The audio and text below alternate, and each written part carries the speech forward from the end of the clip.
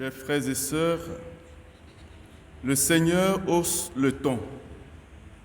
Il hausse le ton et blâme les villes où il a principalement œuvré et accompli des miracles et qui n'ont pas accueilli son message. Il pensait adorer Dieu sans l'accueillir, Dieu, lui qui est le Dieu venu jusqu'à eux. Et parmi ces villes figure d'ailleurs Capharnaüm, la ville que le Seigneur avait adoptée comme centre de sa prédication et où son rayonnement était évident. Oui, le Seigneur ne peut se contenter de la liesse populaire. Ce qu'il attend, c'est un engagement réel et concret envers lui. Il a même avancé que Tyr et Sidon, des villes païennes, auraient mieux fait. Mais notons, frères et sœurs, que l'expression « malheureuse es-tu » ne signifie pas une bénédiction que le Seigneur profère à l'encontre de ces villes. Cela veut dire que ces villes sont dans une situation dangereuse, sur une très mauvaise pente, et doivent se ressaisir sous peine de sombrer dans la déchéance.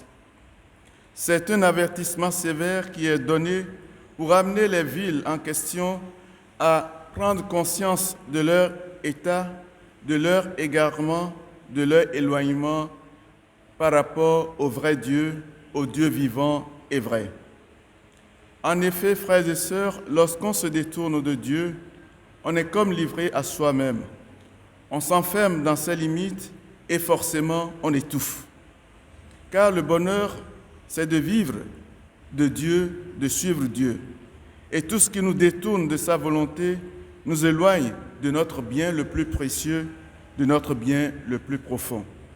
On peut entendre par exemple des personnes se vanter d'avoir reçu les sacrements de l'initiation chrétienne depuis un certain nombre d'années et même par le ministère d'un tel prêtre, évêque ou même cardinal d'envergure, se vanter d'avoir fait des pèlerinages, tout cela constitue des richesses, notamment des richesses spirituelles.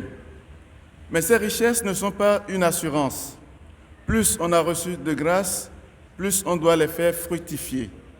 Il ne s'agit pas de s'enorgueillir, mais de porter de fruits par notre obéissance. La première lecture est une confession de péché, une sorte d'acte de contrition élevé par les fils d'Israël, avec comme porte-voix le prophète. Le peuple s'accuse de sa désobéissance et s'accuse de son éloignement par rapport au Dieu qui l'a sauvé. Et dans cette confession de foi, il se dégage deux éléments importants.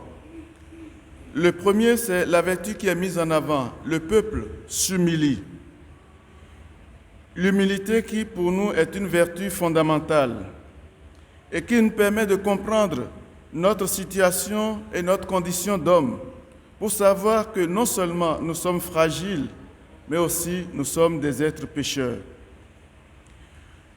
En dehors de cet élément, il y a l'élément de la rétribution, la logique de la rétribution qui apparaît. La rétribution, c'est la première rationalisation du mal. On dit, si tu souffres, c'est parce que tu as commis un péché. Et il y avait comme une rigoureuse articulation entre le mal souffert et le mal commis. Le mal souffert et le mal commis étaient compris l'un par l'autre. Et dans l'Ancien Testament, le moteur de cette idée de rétribution, c'est le fait que la foi en Yahvé, Dieu souverain et juste, qui ne peut tolérer l'injustice parmi les hommes, ni laisser impunies les infidélités à son égard. Et cela deviendra comme un article de foi qui sera une clé de lecture de toute l'histoire d'Israël. Et c'est ce que nous voyons dans la première lecture. Les prophètes vont conserver cette tradition en montrant que Dieu est vraiment l'adversaire irréductible de l'injustice, l'adversaire irréductible de la violence faite aux pauvres, et qu'il sanctionne toujours ses méfaits. Mais cette doctrine a une dimension qui est un peu paradoxale, c'est qu'elle est collective. On considérait qu'il y avait une culpabilité collective et que par conséquent, Dieu pouvait punir tout le monde. Et non seulement tout le monde, mais de façon transgénérationnelle.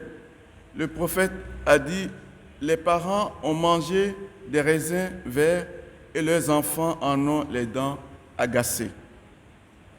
Mais petit à petit, cette idée va être corrigée, affinée, parce que Dieu n'est pas aveugle.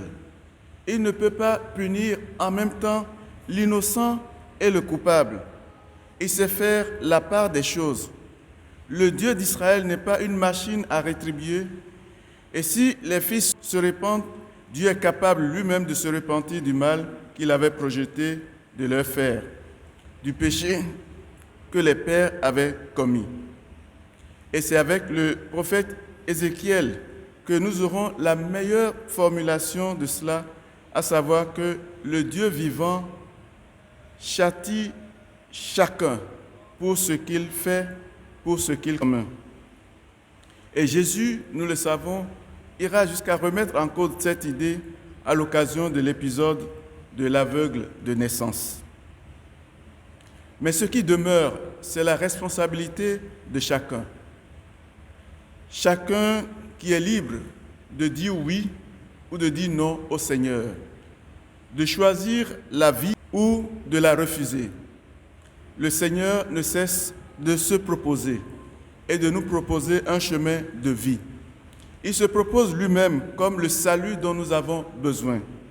Alors, ce qui nous est demandé simplement chaque jour, c'est que malgré nos faiblesses, nous puissions nous ouvrir à sa grâce pour accueillir de façon renouvelée le salut qu'il nous donne chaque jour.